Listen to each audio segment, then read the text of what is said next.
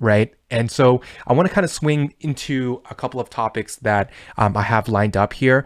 I want to go ahead and switch it over for you guys. Okay, so quick update. I have been working in Orange County for the last couple of weeks now.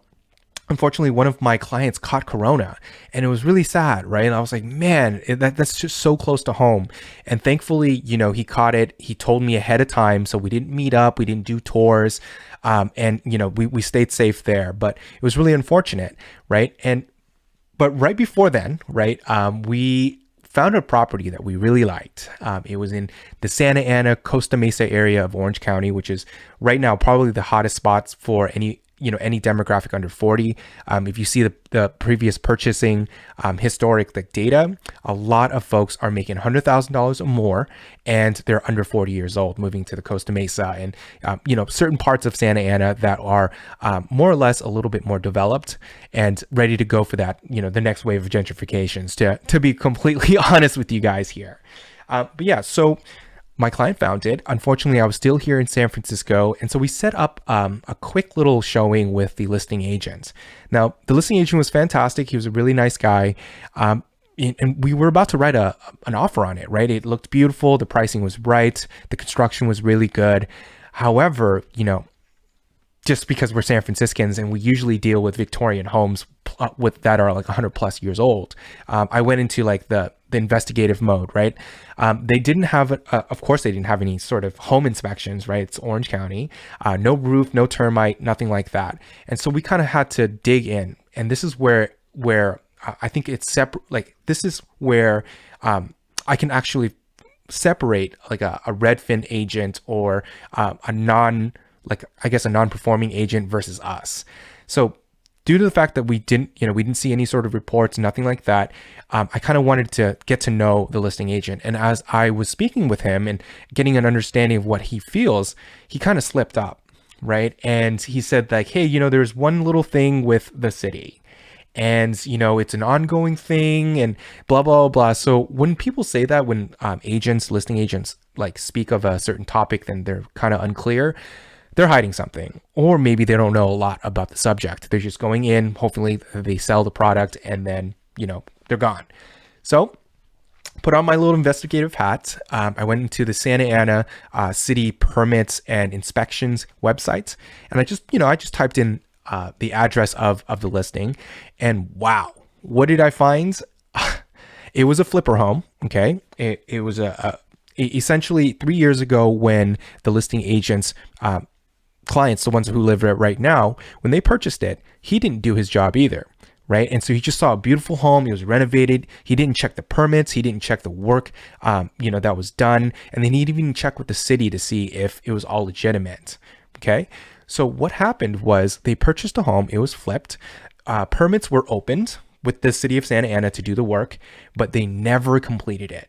Okay, so there's usually 3 steps to inspections, right? The first one is the bare bones, just to make sure that the foundation is solid, wood frames are good. The next one is going to be the actual installation, electricity, plumbing, things like that into the wall. And then finally, the final inspection would be for the drywall, right? Like any sort of installation issues. So long story short, they opened it up to do plumbing for the bathroom, the kitchen, new windows for the kitchen, also the side of the house too. But they never completed the documentation. They never completed the work. They never went to step 2 or 3. And so they just left it as is, finished it up, and put it on market. So long story short, 3 years later, the city of Santa Ana is still on top of this property. Okay. They wanted to do a couple of things. For example, the gazebo in the back, unpermitted. They want that gone. The windows, so the headers, right? Window headers are like this. And so in California, you need to have a safe, earthquake safe, header amount. And then there's a certain type of wood that you lay in. Well, unfortunately, just from looking at the windows, they did a ceiling to floor window. And that is completely illegal especially in Santa Ana. I don't know if there's a particular small county in Orange County that allows that, or not even Orange County, in California, because I know for sure that that's not allowed here in the Bay Area, just due to earthquake, safety and making sure that your house doesn't collapse the first time it shakes. But yeah, so Knowing that, I dug into a little bit deeper into like what the inspectors have said. Well, they've visited this property more than 10 times in the last in the last 3 years. It's so bad. And because the owners just never respected the notices and, the inspectors' visits, they just never did. They ignored it all.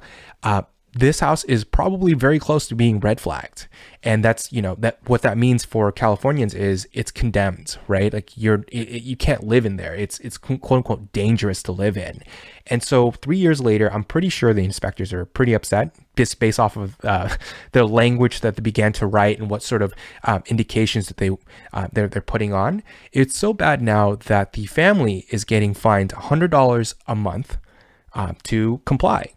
And so I'm super, super happy that we didn't just take the word of the listing agent and put in a bid and hoping that, all is well, right?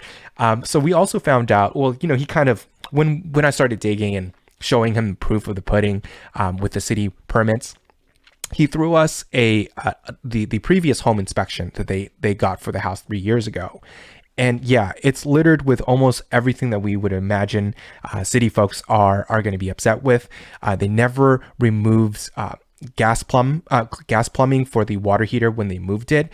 The water pipes were never removed. Electricity was really shoddy, right? They took away the insulation on top and left like just opened old school like electricity like binders, and those things catch on fire, right? So a lot of the issues that they had in 2017, they never fixed. And the worst part was there was a call for a structural engineer to come in.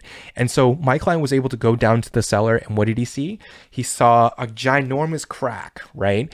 And what that tells us is, hey, look, if a home inspector is calling for a structural engineer to come in, you're not looking at a $10,000 fix, okay? So long story short, client was super happy that we did our homework and we did our investigation. He definitely dodged a bullet there.